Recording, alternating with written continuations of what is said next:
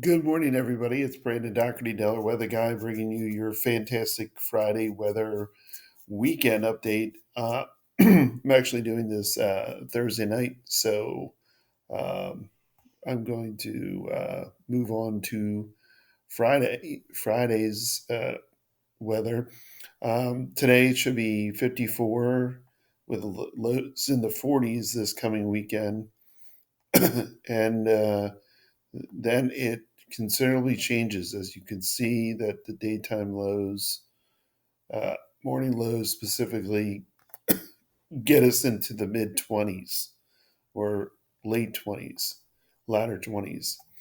The day of interest is going to be Saturday, Sunday time frame, as we have a very significant front coming through uh, with that's going to have a lot of rain, but it's going to have a lot of wind. So it's mostly going to be rain and wind, but we have to look for severe weather, and we'll see what that brings over the next couple of days.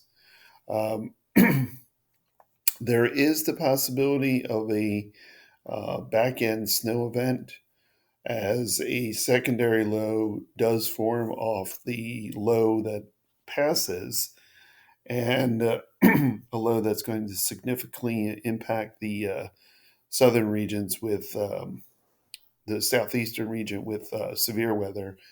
It's going to spawn a low. Now, depending on the track of that low, will be dependent on what we get for Sunday night into Monday timeframe. We could be one of three possibilities. It could be rain. It could be some accumulating snow, or it could be totally at the sea and not an issue. Um, we will have to wait for the jury is still out, as they say. The weather is quite active across the country. You can see here the West is just it's one big uh, winter and snow factory with all the warnings out here. In Lake Tahoe, the Sierra Nevada mountains, they have received upwards of 180 inches of snow so far. So far. And we're essentially 2 weeks into winter. Um, so, I mean, if you depend on how you look at it, we're a month into winter and 180 inches are already on the ground out here in Tahoe. So they're not screaming for lack of snow. They might be actually screaming for mercy at this point.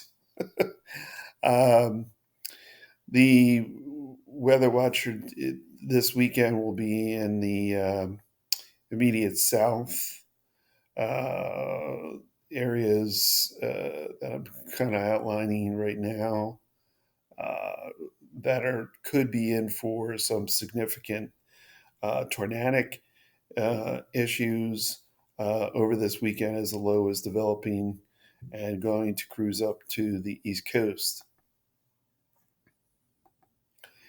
So our weather story essentially, um, you know, tomorrow, today, whenever you're looking at this, is going to be foggy with highs in the 50s, cooler in the Poconos, lows in the 40s, and then New Year's Day, periods of rain and mild, high in the 50s and 60s, and that rain is going to kind of continue into Sunday with some rain and then drying out as the cold front really comes in. That cold air really comes in behind that system.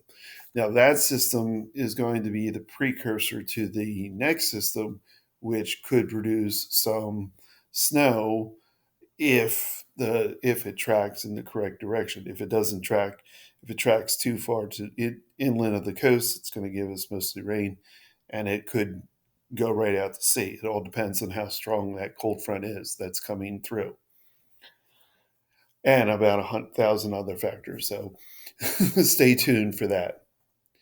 The National Weather Service did something kind of cool. They put out their sort of their top 10 best hits of 2021. I mean, in terms of weather events. So if you get a chance, you can go to their website. Number 10 was the quick hitting winter storm, which really wasn't a winter storm for us that we got. I think it says upward. Yeah, 3 inches. Yay! I think it was mostly sleet. Tropical storm Elsa, which visited our neck of the woods, produced a couple tornadoes. Thank you very much. Some tidal flooding down on the Delaware and New Jersey beaches. July 1, severe weather, a tornadic episode on Slaughter Beach. That's a correlation coefficient signature. That is a velocity indicator. That is a reflectivity. Oh, that's just a beautiful hook echo right there, baby. That couldn't have gotten more meteorologically beautiful than that on radar.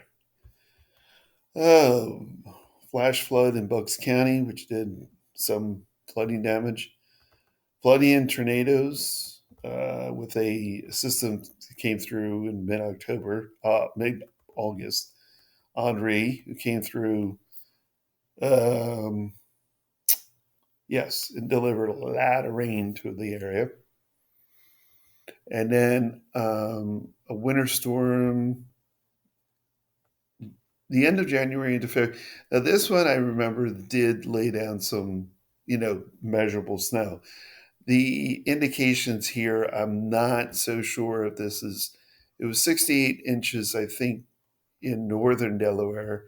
And then everywhere else, it was lighter, 4 to 6 inches. But it was mostly, if I remember, one of those two storms were mostly sleet. It was like a sleet storm. I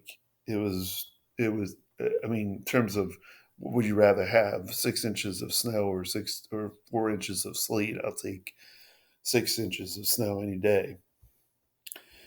Then another tornado outbreak at the end of this July. I mean, look at all that we had one EF3 and two EF2s. Welcome to the new tornado alley of the Northeast. Um, and then Ida, which brought more tornadoes. I believe it was more. So yeah, Ida, right, brought tornadoes to the area, and look at the. This is in Gloucester County.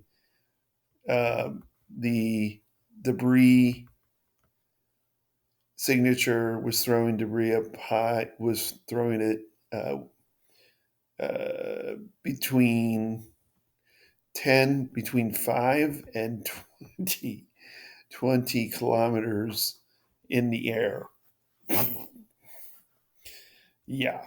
So, and that was, I don't know what they finally rated that as, but I think that was an EF3. So, it was an active weather year. So if you get a chance, go through that. I'm sure you'll enjoy looking at those, and memories abound, as they say. Right. All right. That's it for me. Have a happy new year. Stay safe. Brandon Doherty, the Weather Guys, saying adios.